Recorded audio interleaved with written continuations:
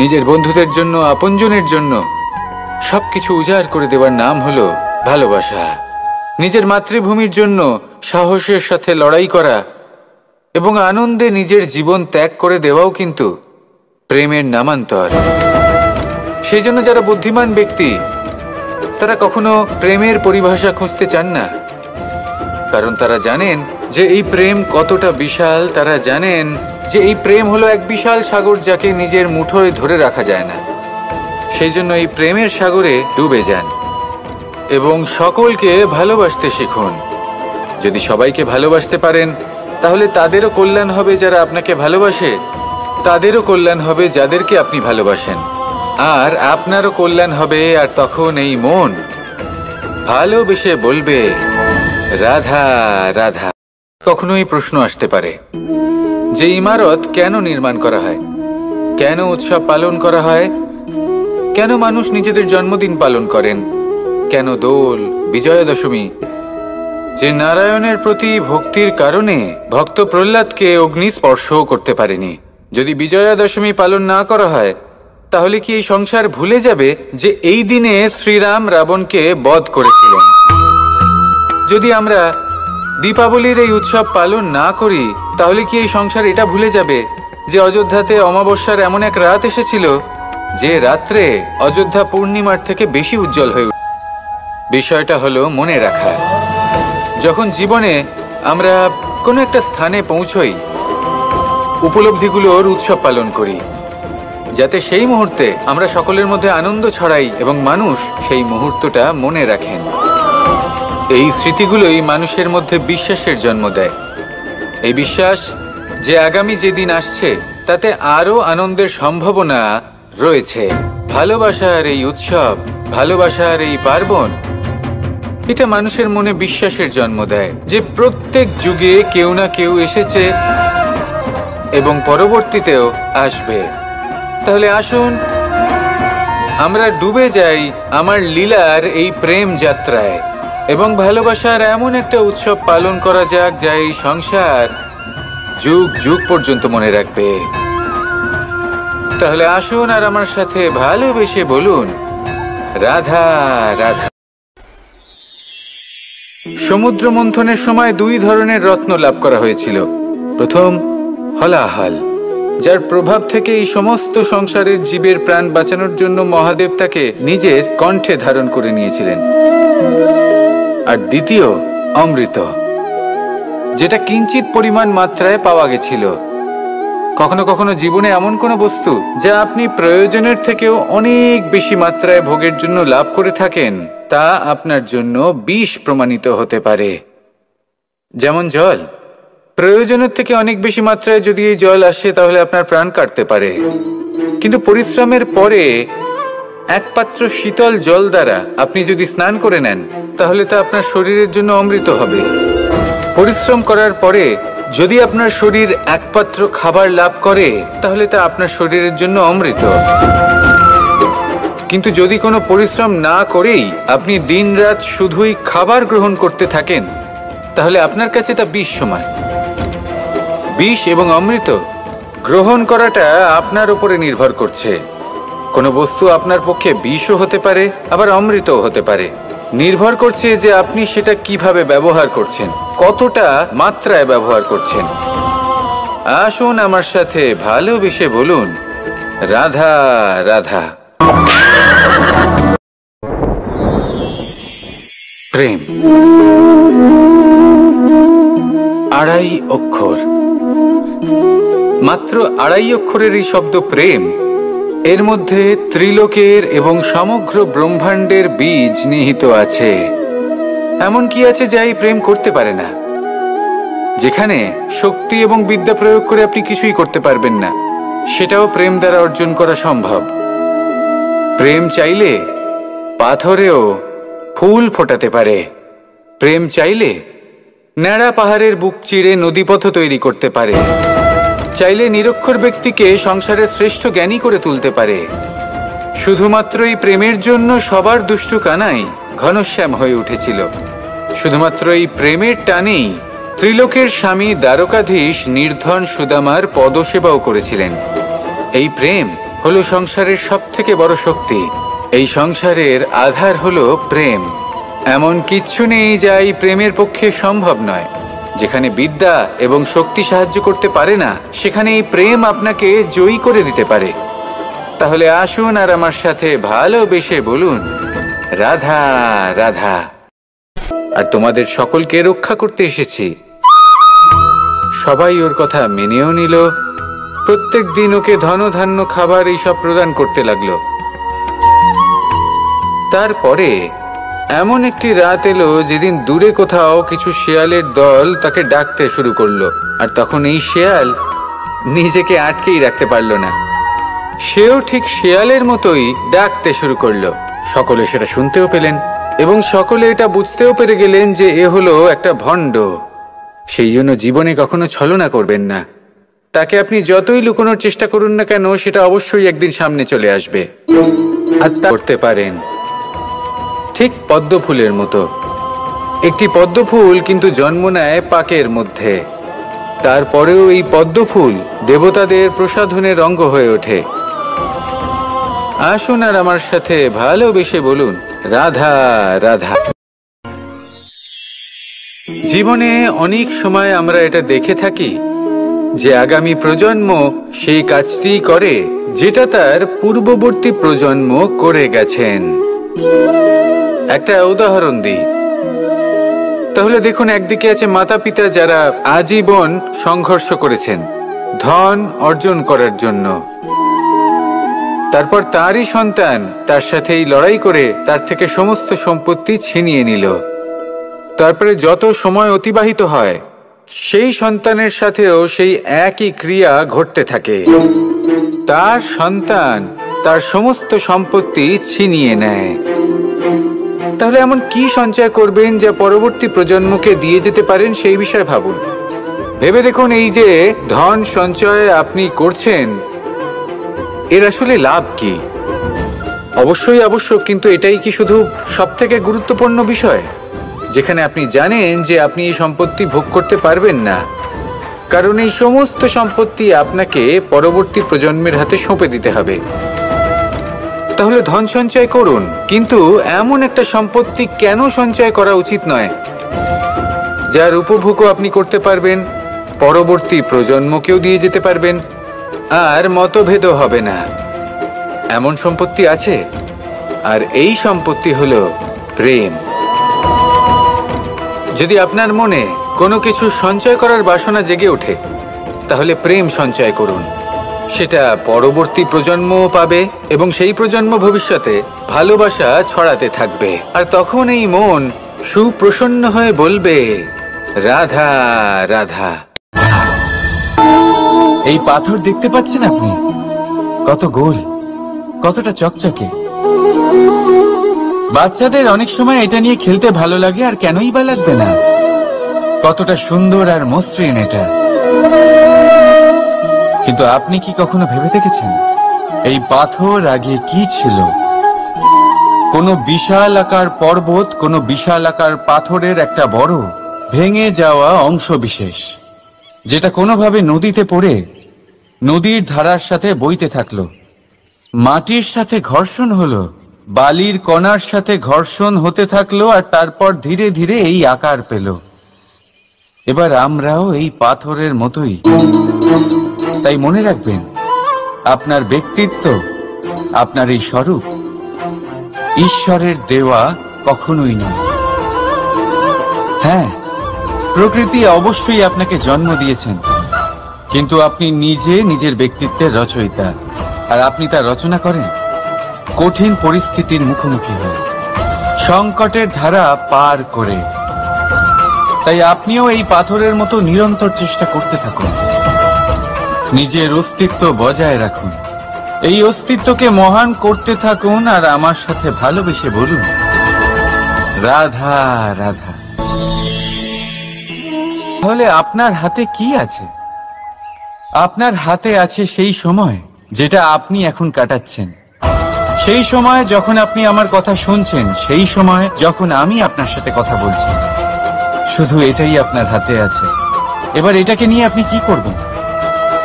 চিন্তা করে নষ্ট করবেন, আমি তো এটাই বলবো যে আপনার পর্যবেক্ষণ করা উচিত। পর্যবেক্ষণ করুন যে এই সময়ের সদ্ব্যবহার আপনি কিভাবে করবেন, কিভাবে আরো বেশি মহান কাজ করবেন, ভালো কাজ করবেন, কিভাবে সকলের সাথে আনন্দ ভাগ করবেন। তাই মনে রাখবেন যে চিন্তা চিতা অবধি নিয়ে যায়, আর পর্যবেক্ষণ মনকে একাগ্র করে তোলে। রাধা রাধা। ব্যক্তি কখন সফল হয়, কখন অসফল, কখন ক্ষতি হয়, কখন লাভ, কখন জয় হয়, কখন পরাজয়, এসব কিসের উপরে নির্ভরশীল? বেশিরভাগ লোকেই বলবেন পরিস্থিতির ওপর, আর সেটা ঠিকও।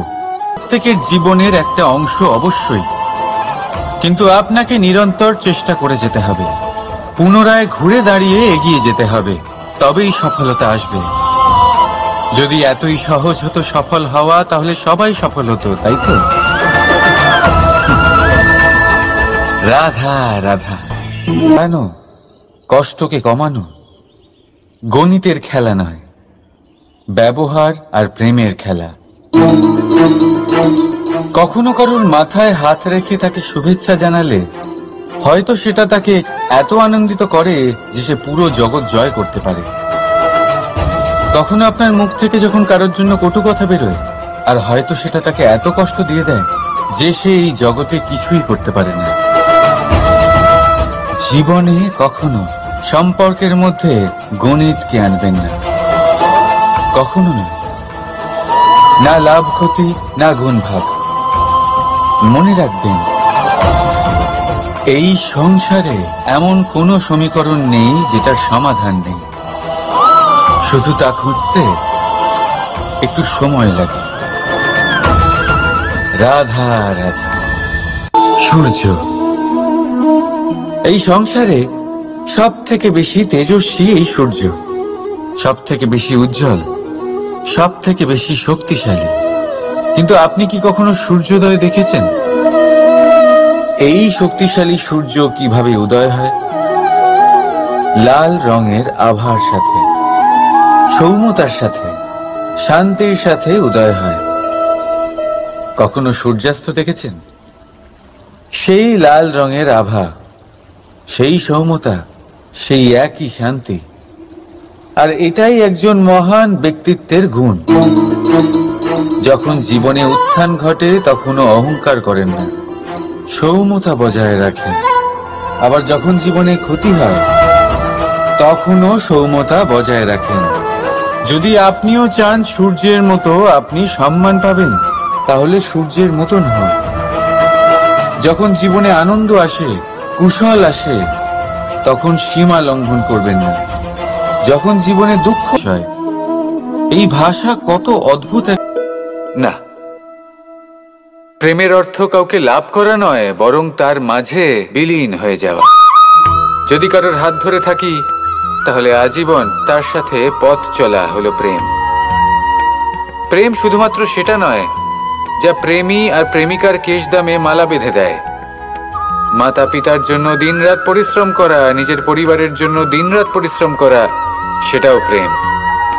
নিজের বন্ধুদের জন্য, আপনজনের জন্য সবকিছু উজাড় করে দেওয়ার নাম হলো ভালোবাসা।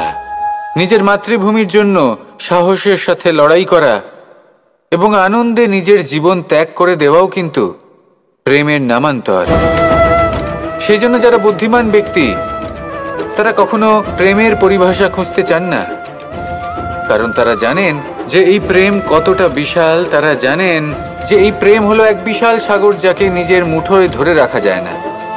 সেই জন্য এই প্রেমের সাগরে ডুবে যান এবং সকলকে ভালোবাসতে শিখুন। যদি সবাইকে ভালোবাসতে পারেন, তাহলে তাদেরও কল্যাণ হবে যারা আপনাকে ভালোবাসে, তাদেরও কল্যাণ হবে যাদেরকে আপনি ভালোবাসেন, আর আপনারও কল্যাণ হবে। আর তখন এই মন ভালোবেসে বলবে রাধা রাধা। কখনো এই প্রশ্ন আসতে পারে, তো প্রহ্লাদকে অগ্নি স্পর্শও করতে পারেনি। যদি বিজয়া দশমী পালন না করা হয়, তাহলে কি এই সংসার ভুলে যাবে যে এই দিনে শ্রীরাম রাবণকে বধ করেছিলেন? যদি আমরা দীপাবলির এই উৎসব পালন না করি, তাহলে কি এই সংসার এটা ভুলে যাবে যে অযোধ্যাতে অমাবস্যার এমন এক রাত এসেছিল যে রাত্রে অযোধ্যা পূর্ণিমার থেকে বেশি উজ্জ্বল হয়ে উঠেছিল। যদি এই রাখি উৎসব পালন না করা হয় তাহলে কি এই সংসারের ভাই এবং বোনেরা একে অপরের প্রতি ভালোবাসা কি সেটা ভুলে যাবেন? বিষয়টা ভুলে যাওয়ার নয়, বিষয়টা হলো মনে রাখার। যখন জীবনে আমরা কোনো একটা স্থানে পৌঁছই, উপলব্ধিগুলোর উৎসব পালন করি, যাতে সেই মুহূর্তে আমরা সকলের মধ্যে আনন্দ ছড়াই এবং মানুষ সেই মুহূর্তটা মনে রাখেন। এই স্মৃতিগুলোই মানুষের মধ্যে বিশ্বাসের জন্ম দেয়।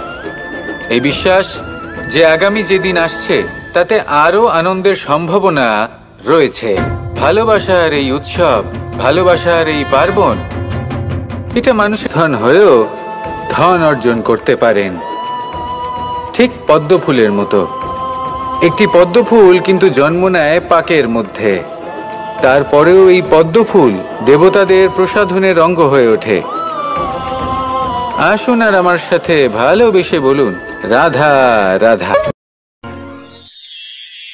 জীবনে অনেক সময় আমরা এটা দেখে থাকি যে আগামী প্রজন্ম সেই কাজটি করে যেটা তার পূর্ববর্তী প্রজন্ম করে গেছেন। একটা উদাহরণ দিই তাহলে দেখুন, একদিকে আছে মাতা পিতা যারা আজীবন সংঘর্ষ করেছেন ধন অর্জন করার জন্য। তারপর তারই সন্তান তার সাথেই লড়াই করে তার থেকে সমস্ত সম্পত্তি ছিনিয়ে নিল। তারপরে যত সময় অতিবাহিত হয় সেই সন্তানের সাথেও সেই একই ক্রিয়া ঘটতে থাকে। তার সন্তান তার সমস্ত সম্পত্তি ছিনিয়ে নেয়। তাহলে এমন কি সঞ্চয় করবেন যা পরবর্তী প্রজন্মকে দিয়ে যেতে পারেন সেই বিষয়ে ভাবুন। ভেবে দেখুন, এই যে ধন সঞ্চয় আপনি করছেন এর আসলে লাভ কি? অবশ্যই আবশ্যক, কিন্তু এটাই কি শুধু সবথেকে গুরুত্বপূর্ণ বিষয় যেখানে আপনি জানেন যে আপনি এই সম্পত্তি ভোগ করতে পারেন? যদি আপনার মনে কোনো কিছু সঞ্চয় করার বাসনা জেগে ওঠে তাহলে প্রেম সঞ্চয় করুন। সেটা পরবর্তী প্রজন্মও পাবে এবং সেই প্রজন্ম ভবিষ্যতে ভালোবাসা ছড়াতে থাকবে। আর তখন এই মন সুপ্রসন্ন হয়ে বলবে, রাধা রাধা। এই পাথর দেখতে পাচ্ছেন আপনি? কত গোল, কতটা চকচকে। বাচ্চাদের অনেক সময় এটা নিয়ে খেলতে ভালো লাগে, আর কেনই বা লাগবে না? কতটা সুন্দর আর মসৃণ এটা। কিন্তু আপনি কি কখনো ভেবে দেখেছেন এই পাথর আগে কি ছিল?